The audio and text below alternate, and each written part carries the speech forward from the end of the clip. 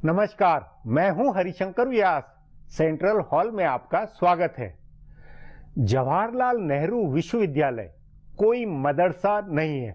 यह देश की राजधानी दिल्ली में केंद्र सरकार के खर्च से चलने वाला बड़ा विश्वविद्यालय है। इसलिए लाख टके का सवाल है कि इस कैंपस में यदि नारे लगे कि भारत के 16 टुकड़े होंगे तो हम आपको क्या सोचना चाहिए?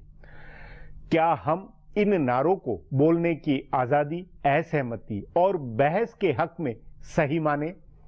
हमें इस नारे की क्या अनदेखी करनी चाहिए कि भारत की बर्बादी तक, कश्मीर की आजादी तक जंग करेंगे? ये नारे देश दुनिया सबने सप्रमाण वीडियो के जरिए सुने हैं। जाहिर है जेएनयू की शिक्षा, उसका शैक्षिक परिवेश चरमपंथी छात्र पैदा कर रहा है। जेएनयू के कथित प्रगतिशील शैक्षिक परिवेश, उसके छात्र संघ ने ऐसा माहौल मुहैया कराया है जिससे भारत को तोड़ने के संकल्प में छात्र जुनूनी बने।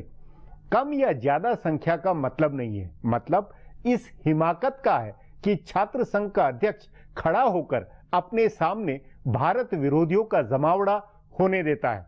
पुलिस कार्रवाई होती है तो प्रोफेसर जमात बहस की आजादी का हल्ला करती है। अकादमिक आजादी हर विश्वविद्यालय को है। दिल्ली विश्वविद्यालय में भी सेमिनार, बहस होती है, मगर यह नारा तो नहीं हो सकता कि भारत की बर्बादी तक जंग करेंगे। क्या अमेरिका के हार्वर्ड में या ब्रिटेन के ऑक्सफोर्ड में उन देशों को तोड़ने के नारे लगने की कल्पना कोई कर सकता है? जेएनयू में जिस अंदाज में जैसे नारे लगे, वह राष्ट्र राज्य के अस्तित्व, एकता, अखंडता को सीधे चुनौती है। क्या ऐसी शिक्षा, ऐसे शैक्षिक संस्थान और ऐसे शैक्षिक परिवेश को हमें बर्दाश्त करना चाहिए? आज इस पर चर्चा है, मगर उससे पहले गपशप और खास सुर्खियां। शुरुआत सियासी गपशप से करते हैं।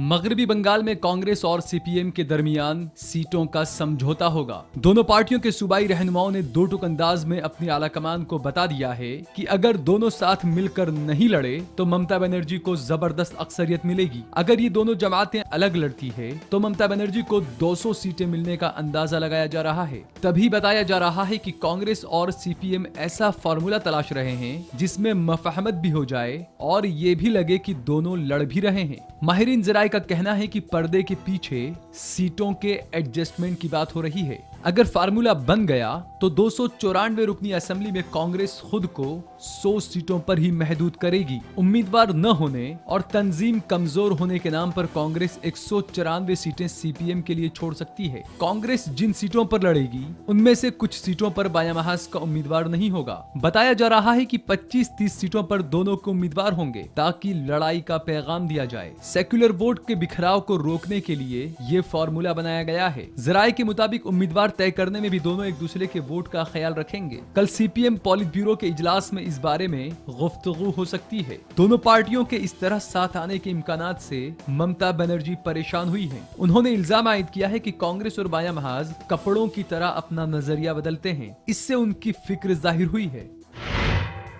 तमिलनाडु में बड़ी तेजी से सियासी तनासुब बदल रहे हैं। 2 महीने में वहां असेंबली के इंतखाबात होने वाले हैं और उससे पहले डीएमके और कांग्रेस ने मफाहमत का ऐलान करके सियासी माहौल गर्म कर दिया है। डीएमके कांग्रेस के साथ आने से वजीर आला जयललिता की फिक्र में इजाफा हुआ है। उन्होंने गुज़िश्ता इंतखाबात डीएमडीके और कुछ छोटी जमातों के साथ मफाहमत करके लड़ा था और जबरदस्त कामयाबी के साथ अक्सरियत हासिल की थी, लेकिन अब कोई पार्टी उनके साथ नहीं है। बताया जा रहा है कि जयललिता की फिक्र इस बात को लेकर ज्यादा है कि उनकी पुरानी हिमायती और असेंबली में दूसरी सबसे बड़ी पार्टी डीएमडीके भी डीएमके कांग्रेस इत्तेहाद में जा सकती है। इसके रहनुमा कैप्टन विजयकांत की अलग अलग दोनों पार्टियों के रहनुमाओं से बातचीत हो रही है। राहुल गांधी भी विजयकांत से मफाहमत की हिमायत में थे। तभी कहा जा रहा है कि कांग्रेस उनके लिए अपने हिस्से की भी कुछ सीटें छोड़ सकती है, यानी बिहार की तरह अजीम इत्तेहाद का काम कांग्रेस तमिलनाडु में कर सकती है। तभी इस बात के इम्कानात जाहिर किए जाने लगे हैं कि अन्ना डीएमके की मफाहमत बीजेपी के साथ हो सकती है। बीजेपी ने आम इंतखाबात के दौरान एक इत्तेहाद बनाया था, लेकिन कोई फायदा नहीं हुआ। इसलिए बीजेपी और अन्ना डीएमके रहनुमाओं ने एक दूसरे के तई हमआहंगी दिखाना शुरू कर दिया। कहा जा रहा है कि बीजेपी 100 सीटों के पुराने अपने मुतालबे से नीचे आ गई और 60 सीटों पर लड़ने के लिए तैयार है। इससे दोनों के दरमियान मुआहदे के इम्कानात बढ़ गए हैं। साबिक वजीर आजम मनमोहन सिंह के बयान से इस बात की कयासाराइयां शुरू हो गई है कि क्या हुकूमत दोबारा कांग्रेस सदर सोनिया गांधी और नायब सदर राहुल गांधी से बातचीत करेगी। मनमोहन सिंह ने अपने एक इंटरव्यू में कहा है कि उन्होंने हुकूमत के रहनुमाओं को सोनिया राहुल से बात करने का मशवरा दिया था। जाहिर है उन्होंने ये मशवरा बिल्कुल आला रहनुमाओं को दिया होगा। वजीर आजम नरेंद्र मोदी ने खुद मनमोहन सिंह और सोनिया गांधी को बुलाकर बात की थी और मरकजी वजीर पार्लियामानी उमूर वेंकैया नायडू भी उनसे मिलने गए थे। जीएसटी बिल पर हुकूमत ने कांग्रेस रहनुमाओं से ताउन का मुतालबा किया था। दोनों मुलाकातों में सोनिया गांधी ने कहा था कि वो पार्टी रहनुमाओं से बातचीत करके हुकूमत को अपनी पोजीशन बताएंगी, लेकिन उनकी तरफ से कुछ नहीं बताया गया। मीडिया के सामने जरूर कांग्रेस की तरफ से कहा गया कि जब तक हुकूमत उसके 3 मुतालबे नहीं मानेगी तब तक बिल पास नहीं हो सकता है। मनमोहन सिंह के इंटरव्यू के बाद सोनिया राहुल से रिश्ता सुधारने की उनकी बात को हुकूमत में 2 नजरिए से देखा जा रहा है। कुछ लोग मान रहे हैं कि ये इशारा है कि अगर हुकूमत सोनिया और राहुल से बात करे तो जीएसटी बिल पर बात बन सकती है, लेकिन ज्यादातर रहनुमा मान रहे हैं कि मनमोहन सिंह ने एक तरह से हुकूमत और बीजेपी को वाज़ेह कर दिया है। उन्होंने कहा है कि हुकूमत और बीजेपी को सोनिया राहुल की मजम्मत करना बंद करना होगा और उनसे रिश्ते सुधारने होंगे, वरना न जीएसटी पास होगा और न ऐवान की कार्रवाई चलेगी। अब आज की सुर्खियां ये लीक से कुछ हटकर है और इनसे देश की दशा दिशा को बूझ सकेंगे।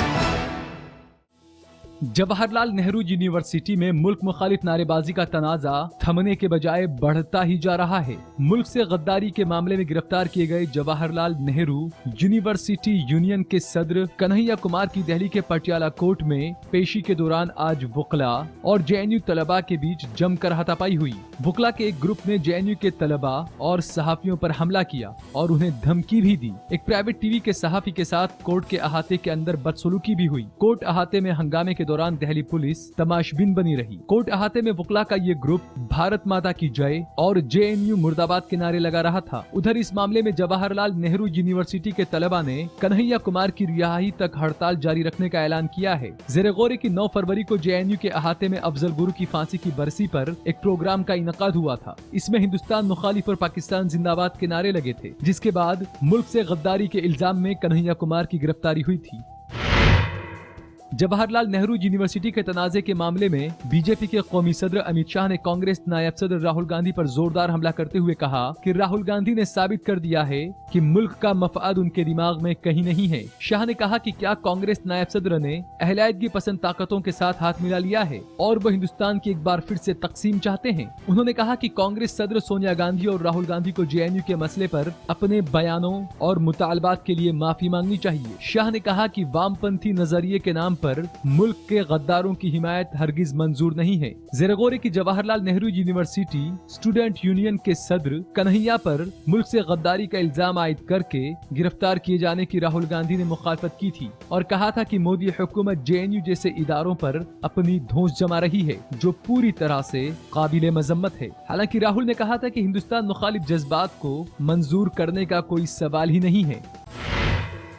बायामाह जनरल सेक्रेटरी सीताराम येचुरी को जेएनयू तलबा के मुजाहरों की हिमायत करने के लिए फोन पर धमकी दी गई है। नई दिल्ली पुलिस के अफसर जतीन नरवाल ने बताया कि उन्हें सीताराम येचुरी की धमकी को लेकर एक शिकायत मिली है और तफ्तीश शुरू कर दी गई है। बायामाह के जराये के मुताबिक पार्टी के हेडक्वार्टर में इतवार को 10:30 बजे और 1 बजे रात के बीच धमकी भरे 3 कॉल किए गए। जराये ने बताया कि फोन करने वाले जेएनयू के मसले पर हिमायत को लेकर party general secretary Sitaram Yechury को नाकाबिले बर्दाश्त अल्फाज कह रहे थे। फोन पर येचुरी के बारे में कहा गया कि वो जो भी कर रहे हैं वो सही नहीं है और उन्होंने अगर मुजाहरा कर रहे तलबा की हिमायत करना जारी रखा तो हम उन्हें देख लेंगे। जराये के मुताबिक फोन कॉल करने वालों ने कहा कि वो आम आदमी बलबीर सेना नाम के किसी तंजीम से हैं। इसी बीच बायामाह के रहनुमा प्रकाश करात ने कहा कि हम इन सब का मुकाबला करने के लिए तैयार हैं। हम फिक्रमंद नहीं हैं। हम मुल्क मुखालिफ करार दिए जाने से परेशान नहीं हैं। हम इसका सामना करने के लिए पूरी तरह तैयार हैं और हम लड़ेंगे।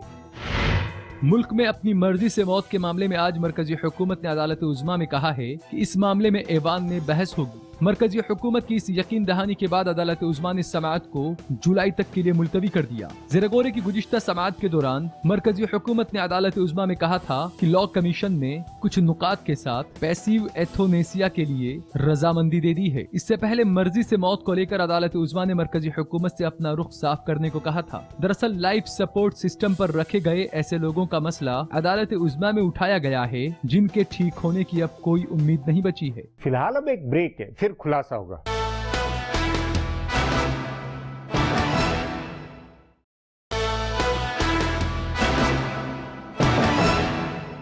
देश की राजधानी दिल्ली में जवाहरलाल नेहरू विश्वविद्यालय मानो कोई लाहौर की लाल मस्जिद का मदरसा हो, जहां बीफ उत्सव भी होता है और भारत के 16 टुकड़े करने, संसद पर हमला कराने वाले अफजल गुरु की महिमा मंडन के जिहादी नारे भी लगते हैं। ऐसा होना ही अपने आप में कई सवाल पैदा किए हुए। इस पर आगे चर्चा करें, उससे पहले देखें मेरा ये खुलासा।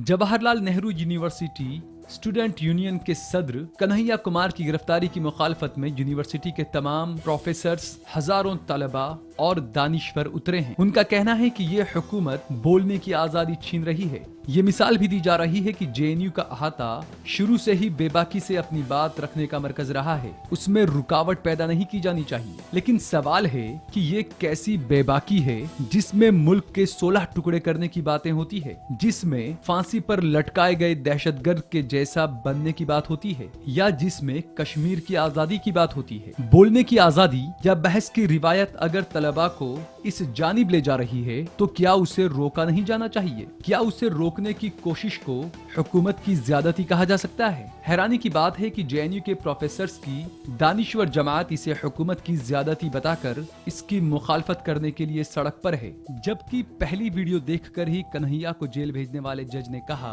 कि ये तलबा कैसी आजादी की बात कर रहे हैं। जज की ये भी तंकीद थी कि लगता है कि ये तलबा हिंदुस्तान में होने से दुखी हैं। दरअसल जेएनयू में इस तरह की बातें पहली बार नहीं हुई है, वहाँ पहले भी हिंदुस्तान मुखालिफ नारे लगते रहे हैं और कश्मीर की आजादी की बहस होती रही है। नई बात ये थी कि पुलिस ने कार्रवाई की, तभी दानिश्वर जमात बौखलाई हुई है और उल्टी सीधी मिसाल देकर 9 फरवरी के इस वाक़ये को लेकर हुकूमत को घेरने में लगी है। इस मामले में ये जमात खुद भी एक्सपोज हो रही है। उन्हें ये नहीं नजर आ रहा है कि 9 फरवरी को जेएनयू के अहाते में पॉलिसी से जुड़े हुए किसी बड़े मसले पर बहस या मुजाहरा नहीं हो रहा था। मुजाहरे का इश्यू तो कश्मीरी दहशतगर्दों को फांसी पर लटकाने का था, जिनमें से एक महबूब बट को तो 32 साल पहले फांसी हुई थी।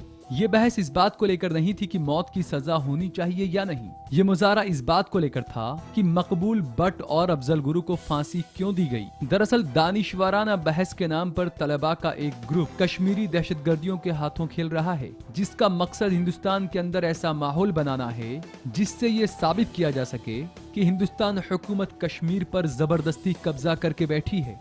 जेएनयू के तलबा जाने अनजाने एक बड़ी साजिश का टूल बन रहे हैं। लेकिन सबसे ज्यादा हैरानी उन असातिजा को लेकर है जो ऐसे तलबा का दिफा कर रहे हैं। असातिजा के इस रवैये से ही जेएनयू की गुज़िश्ता 50 साल की कामयाबियों की बहस करने का मौका भी मिला है। इस यूनिवर्सिटी की बुनियाद बेहतर तालीम हासिल करने के हदफ के साथ की गई थी, लेकिन हकीकत ये है कि इस यूनिवर्सिटी ने आज तक मुल्क का नाम रोशन करने वाली कोई कामयाबी नहीं दिखाई है। दिल्ली यूनिवर्सिटी में पढ़ाने वाले अमर्त्य सेन को नोबेल मिला है, लेकिन जेएनयू के किसी ने न नोबेल दिलाया है, न बुकर दिलाया है और न कोई ऐसा कारनामा किया है जिससे दुनिया में उसका नाम हुआ हो। टेलीविजन पर बहस करने वाले कुछ दानिश्वर जरूर वहां से निकले हैं और कुछ बायां महाज व समाजवादी रहनुमा भी वहां से निकले हैं। यहीं के प्रोफेसरों की पोल खोलते हुए एएसआई के इलाकाई डायरेक्टर डॉक्टर के मोहम्मद ने गुज़िश्ता दिनों बताया कि अयोध्या की खुदाई में मंजिर के अज्जा मिले थे, लेकिन जेएनयू के प्रोफेसरों ने इस हकीकत को दबा दिया। अब एक ब्रेक है, उसके बाद जेएनयू की विकृति पर चर्चा करेंगे।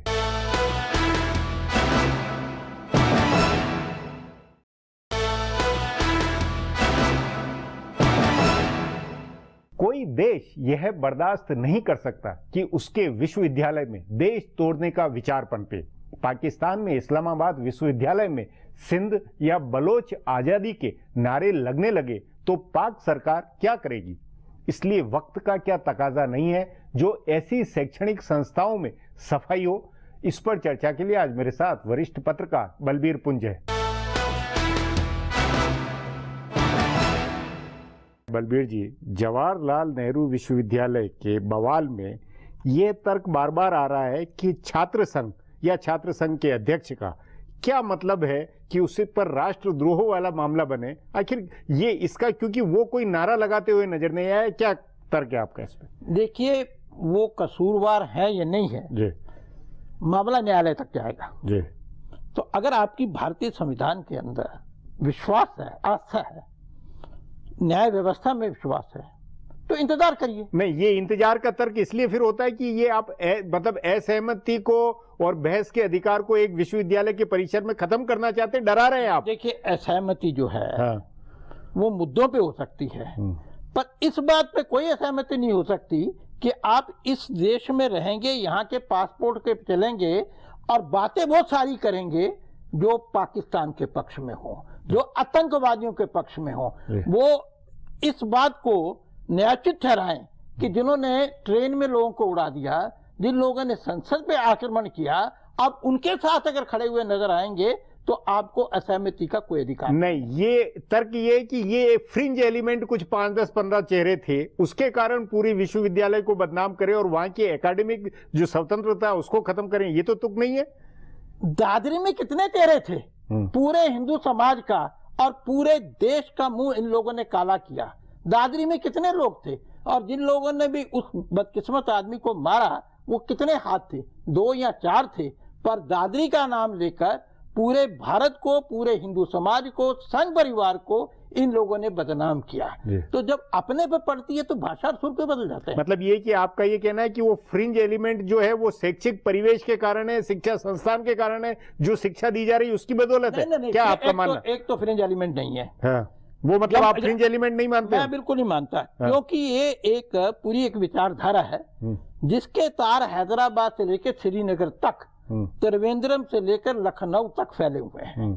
क्या ये केवल संयोग मात्र है कि जिस तरह के नारे हैदराबाद में लगे रोहित वेमुला के आत्महत्या के बाद, जिस तरह के नारे कश्मीर के अंदर और श्रीनगर के अंदर, बारामूला के अंदर लगते हैं, बिल्कुल वही नारे जवाहरलाल नेहरू विश्वविद्यालय में लगे और एक दिन बाद वही नारे प्रेस क्लब ऑफ इंडिया में लगे। आपके अनुसार अब अगर यदि जेएनयू के छात्र संघ और छात्र आंदोलन करे, ये करे, तो ये जो बहस है, ये जो मुद्दा है, ये मुद्दा राजनीतिक शक्ल, क्योंकि राहुल गांधी वहां चले गए हैं, एक राजनीतिक मुद्दा ये बना है, इस राजनीतिक मुद्दे के ऊपर क्या राष्ट्रीय विमर्श या बहस की होने की गुंजाइश है? क्या ये मुद्दा, इस मुद्दे की अंत परिणति किधर होती हुई जाती है? कांग्रेस की तो शुरू से ही ये नीति रही है कि इस देश को बांटो, और आज भी अगर राहुल गांधी वहां जाते हैं तो समझ में आता है, क्योंकि उनके परिवार की विरासत ही ऐसी है। नहीं। और कम्युनिस्ट को नजर आता है, कम्युनिस्ट करते नजर आते हैं, तो वो उनका राजनीतिक जो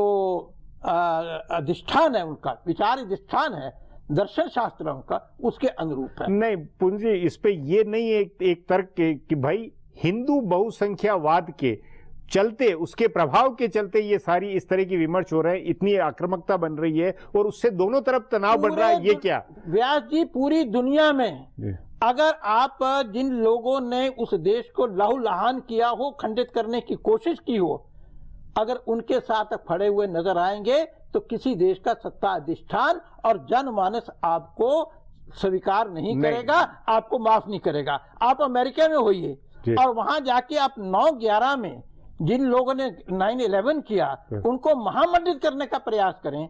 आप फ्रांस में जाएं और पेरिस में जाके जिन लोगों ने पेरिस का कांड किया उनकी महिमा के गीत गाए, आपका क्या हाल होगा? तो इस तरह का दुनिया में शायद भारत ही एकमात्र बदकिस्मत देश है कि ये लोग जो इस तरह की बात करते हैं वो अभिव्यक्ति की स्वतंत्रता की बात करते हैं। वो उसमें अभिव्यक्ति की स्वतंत्रता का जो आवरण है, वो आवरण जो राष्ट्र राज्य की नीति उसमें फिट नहीं होता है। बिल्कुल नहीं होता। आप देखिए, और ये मैं आपके 1-2 मिनट देता हूं। संविधान जो है वो आपको अपनी रोजी रोटी कमाने का अधिकार देता है, हर आदमी को देता है। कोई कंट्रैक्ट किलर हो, और आप उसको पकड़े, कहीं मुकदमा चलाएंगे। वो कहेगा देखिए मेरा संविधान में अधिकार है, मेरी तो रोटी रोजी है। इसी तरह से कोई वेश्यावृत्ति करता हुआ पकड़ा जाए, उसको प्रोत्साहन देता हुआ पकड़ा जाए, वो कहे मेरा तो देखिए धंधा है ये, और धंधा करने का अधिकार संविधान देता है। इसी तरह से अभिव्यक्ति की स्वतंत्रता का अधिकार संविधान देता है, पर उसका दुरुपयोग आप उन लोगों को महामंडित करने के लिए, उन लोगों को प्रोत्साहित करने के लिए नहीं कर सकते जो इस देश को तोड़ना चाहते हैं, खंडित करना चाहते हैं। बलबीर जी, बुनियादी मुद्दा ये है कि छात्र संघ के अध्यक्ष कन्हैया को गिरफ्तार करके सरकार ने उल्टी राजनीति नहीं कर डाली क्या? क्योंकि वो कहीं सीधे तौर पर लिप्त नहीं बताया जाता। देखिए वो तो न्यायालय निश्चित करेगा। आप जिस देश में रहते हैं उस देश का संविधान क्या कहता है? ये तो एक छात्र संघ का अध्यक्ष है। कल को इस देश का प्रधानमंत्री या मुख्यमंत्री भी कोई गलत काम करता पकड़ा जाए तो उसके लिए सीधा जेल का रास्ता है। तर्क ये कि राष्ट्रद्रोह का मुकदमा या उसका आरोप उसके ऊपर लगाना ही अपने आप में एक तरह से ज्यादती है। ये ज्यादती है तो न्यायालय में सिद्ध हो जाएगी जी। अगर आपका भारतीय संविधान में और न्याय व्यवस्था में विश्वास है तो थोड़ी प्रतीक्षा करिए, देखिए न्यायालय क्या कहता है। नहीं, पर इसी आधार पर यह है कि वहां की जो एकेडमिक की जो स्वायत्तता है, स्वतंत्रता है, उसको उस पर दबिश बनाने के चलते की रणनीति के तहत ये न्यायालय का जब निर्णय आएगा तो उसमें ये प्रश्न भी साफ हो जाएगा कि जो स्टेट थी। नहीं, पर आपके अनुसार केंद्र सरकार ये इस मामले में किस सीमा तक जाती हुई लगती है? मुझे लगता है कि जेएनयू के अंदर जो स्वायत्तता के नाम पर, छात्रों की अभिव्यक्ति की स्वतंत्रता के नाम पर जो राष्ट्रद्रोह हो रहा है उसको समूल उखाड़ने का प्रयास केंद्रीय सरकार को करना चाहिए। ये उसकी संवैधानिक जिम्मेदारी है। जी बलबीर जी, बातचीत को यहीं समाप्त करेंगे। प्रोग्राम में आने के लिए बहुत बहुत धन्यवाद। हमारा प्रोग्राम अब यहीं खत्म होता है। आग्रह है प्रोग्राम पर अपनी राय hsvyas@nayaindia.com पर ईमेल करके बताएं या hsvyas@Twitter और Facebook/नया इंडिया न्यूज़पेपर पर जाहिर करें। अब फिर कल मिलेंगे इसी चैनल पर इसी समय।